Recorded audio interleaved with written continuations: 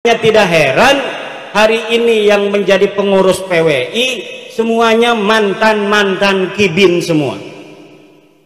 Semuanya kibin-kibin semua yang sekarang jadi pengurus-pengurus PWI. Kenapa?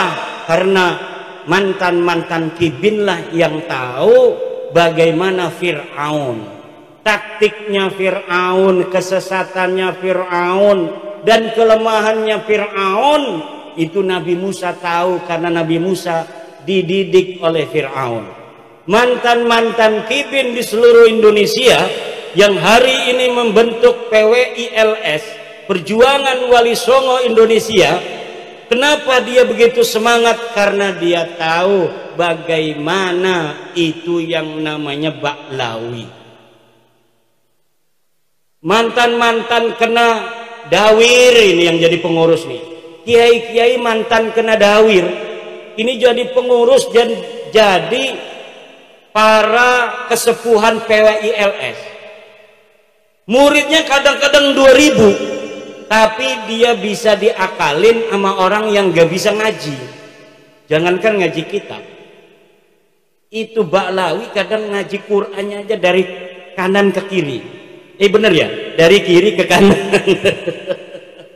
Ini tapi dia bisa menjajah para kiai yang sudah hafal kitab Jurmiyah, hafal Fathul Qorib, bisa baca kitab Ihya, baca kitab Jam'ul Jawami, baca kitab Bukhari tamat, dapat ijazah. Itu dapat dikalahkan oleh hanya orang yang mengaku sebagai keturunan Nabi, padahal dia bodoh, akhlaknya kemana-mana, tidak mencerminkan ajaran-ajaran Nabi, tidak punya kesantunan. Kalau ceramah kayak anjing gila, mencaci sana, mencaci sini, kiai dicaci, masyarakat digoblok-goblokin, pemerintah digoblok-goblokin, presiden digoblok-goblokin, apalagi polisi digoblok-goblokin, tentara digoblok-goblokin, padahal dia sama sekali tidak berilmu, baca Quran ngacak, apalagi baca kitab kuning. Kenapa bisa terjadi selama ini? Di sini karena ada penjajahan spiritual. Ada apa? Penjajahan spiritual yang dibangun di atas kebohongan dan kedustaan, cerita-cerita palsu, sejarah-sejarah palsu yang kemudian ditanamkan di kita orang-orang Indonesia agar mempercayai mereka sebagai keturunan Nabi. Pas ditanya mana dalilnya nggak punya dalil, ditanya kitabnya nggak punya kitab, ditanya tes DNA-nya melenceng kemana-mana. Jangankan sebagai keturunan Nabi, turunan Arab aja bukan. Ini tepuk tangan tuh maksudnya apa? Cocok? Bu, cocok? Setuju Bu? Habib bukan turunan Nabi, setuju? Sebelah sini Habib bukan turunan Nabi, setuju? Yang keras saksikan. Udah 2 kali menyaksikan, orang Purbalingga sudah bersaksi, sekarang merembet ke Banjarnegara. Asyhadu anna Ba'lawi laisu min durriyatin nabi, anna Ba'lawi laisu min durriyatin nabi sallallahu alaihi wasallam.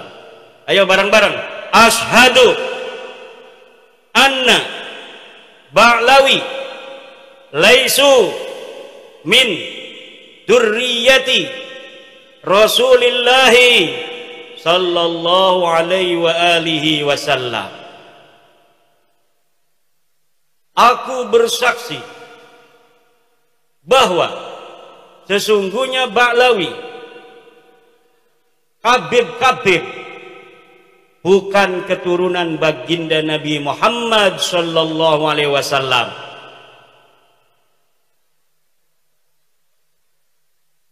Dan ini bisa dipertanggungjawabkan secara ilmiah, zahiran wa batinan, dunya wa ukhra, di dunia dan di akhirat.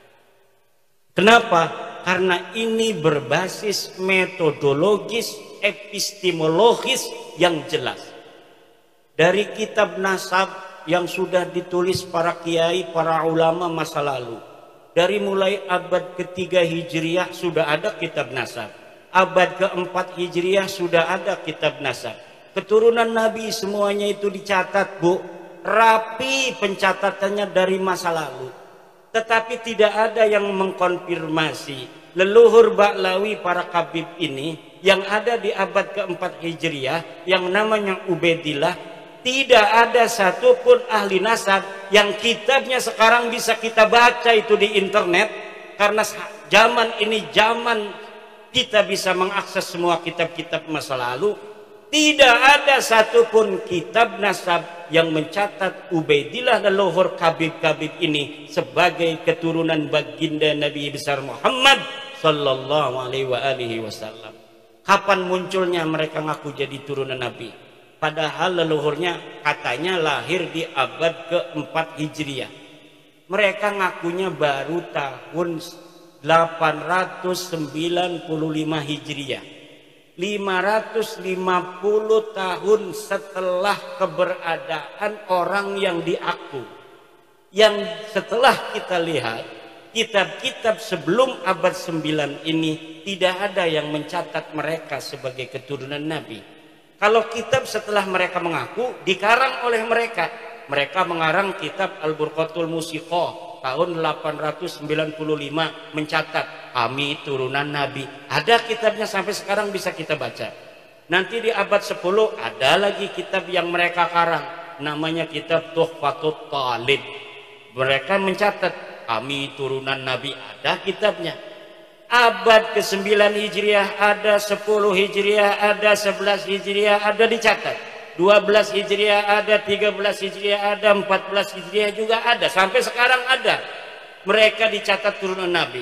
Tapi mulai dari abad mereka mengaku, sebelumnya tidak sama sekali dicatat mereka sebagai keturunan Nabi.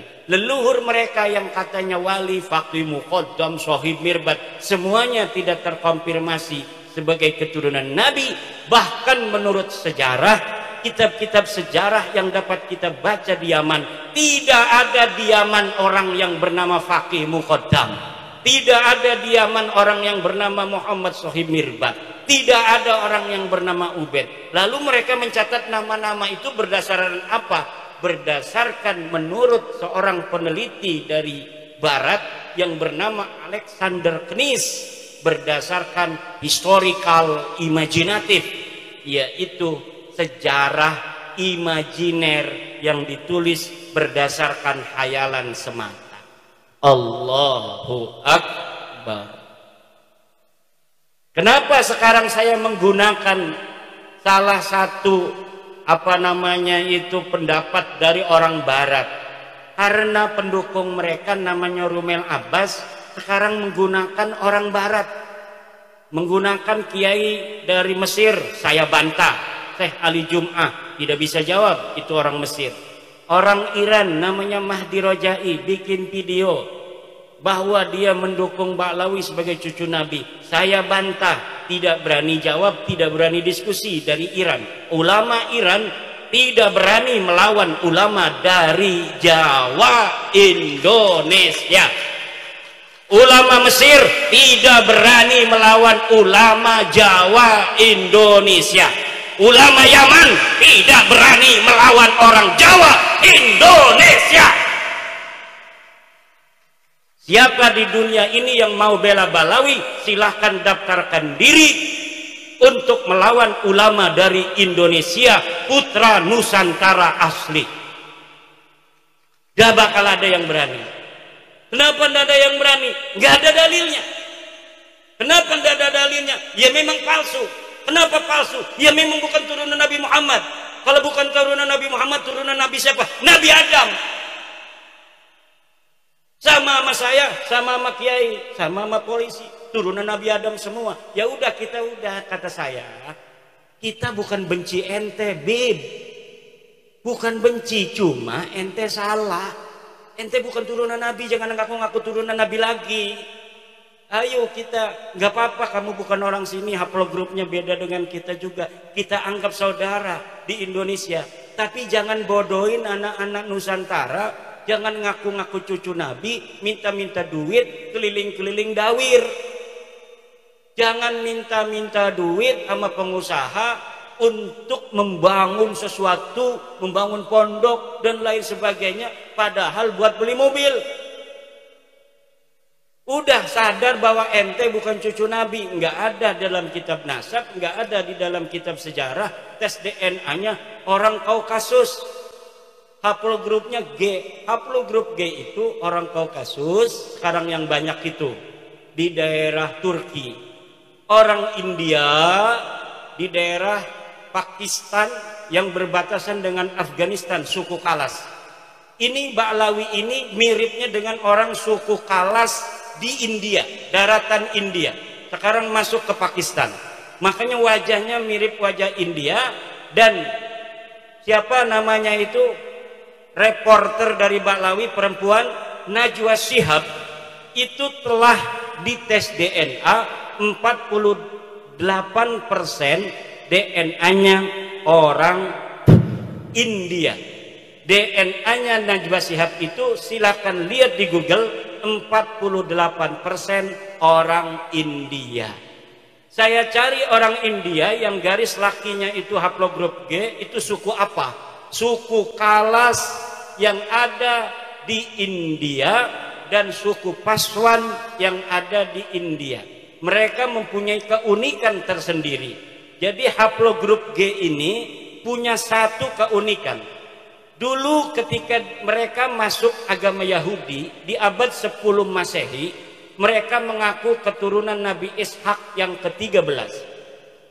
Ketika mereka ada di India, di Kalas, di dataran Pakistan sekarang, mereka mengaku keturunan Alexander Agung. Ketika ada di India beragama Hindu, mereka di suku Paswan mengaku sebagai keturunan daripada Dursusana. Ketika di Islam di Indonesia dan di Yaman, mereka mengaku sebagai keturunan baginda Nabi besar Muhammad sallallahu alaihi wasallam. Kayaknya haplogrup G ini kalau dia agama Kristen ngaku sebagai anaknya Yesus Kristus. Untung Nabi Isa nggak punya istri, nggak punya anak. Kalau Nabi Isa itu diriwayatkan punya anak, mereka banyak yang akan masuk Kristen mengaku sebagai keturunan Yesus Kristus. Sayangnya Yesus nggak punya anak.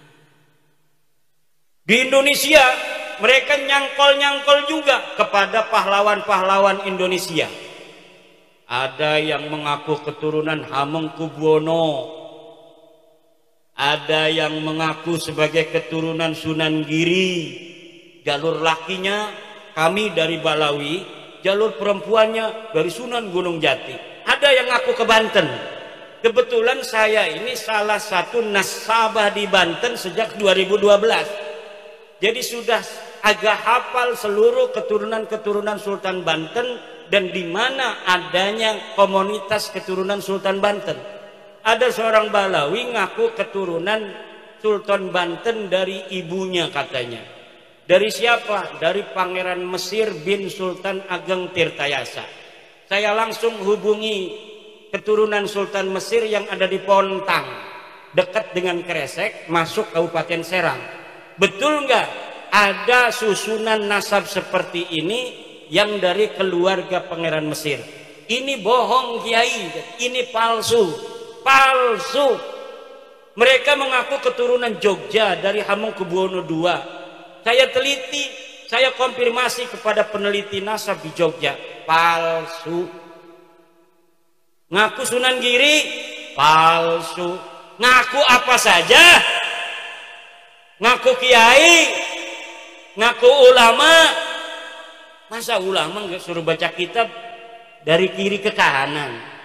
Selama ini yang dibicarakan berarti bukan berdasarkan ilmu, berdasarkan hafalan anak-anak mau tampil pidato itu. Mau tampil pidato dia hafalin gitu. Tapi ndak mondok, sehingga dia nggak paham. ilmu itu bukan apa yang dihafal, tapi apa yang dipahami di dalam sukma, sehingga menjadi kebijaksanaan untuk menentukan sebuah hukum Allah Subhanahu wa ta'ala berdasarkan Al-Quran Al-Hadis, kemudian dialaqahkan dengan waqi' kejadian yang menyertainya. Itu namanya alim, namanya kiai. Itu kiai kita itu kenapa kiai kita itu pada tawadhu? Karena ilmunya itu rasihun fi qulubihim, ilmunya masuk ke relung-relung jiwa, relung-relung hati mereka. Semakin banyak ilmunya kiai, semakin tunduk kayak padi. Semakin berisi dia semakin menunduk. Semakin ada orang menghormati, semakin dia menghormati orang yang menghormatinya. Ini akhlak bangsa kita, bangsa Nusantara. Tapi mereka kalau dihormati ngelunjak. Semakin dihormati, semakin yang menghormatinya dimanfaatin, duitnya diroyot, apa tuh istilahnya, diporotin. Kalau ada mukibin kaya, udah habis itu. Punya mobil Alphard diminta, kalau enggak kualat ente. Orang mengkritik mereka, kata Novel Anidrus, orang yang berani mengkritik Habib itu adalah dajjal. Tidak ada itu dalam ajaran. Orang yang mengkritik Rasulullah aja, Rasulullah nggak pernah bilang yang mengkritik beliau itu dajjal. Sahabat beberapa kesempatan diriwayatkan pula itu bermusyawarah dengan Rasul, bertanya, wahai Rasul, apakah pendapatmu ini berdasarkan wahyu, apakah berdasar pendapatmu sendiri? Kalau berdasarkan wahyu, kita harus ikuti. Kalau berdasarkan pendapatmu, bolehkah kami memberikan masukan apa yang seharusnya kita lakukan dalam perang ini? Itu aja Rasulullah, apalagi manusia biasa. Manusia biasa itu Bapak Ibu, kalamuhu yuraddu wa yuqbalu qauluhu illa sahiba hadal qabri. Kalimatnya, kata-katanya, pendapatnya itu boleh diterima, boleh ditolak, illa sahiba hadal qabri, kecuali baginda Nabi besar Muhammad. Lalu ajaran yang mengatakan orang mengkritik Habib itu adalah dajjal dari mana? Kalau bukan dari ajaran Islam. Mungkin mereka punya ajaran agama lain yang tidak ada dalam ajaran agama kita.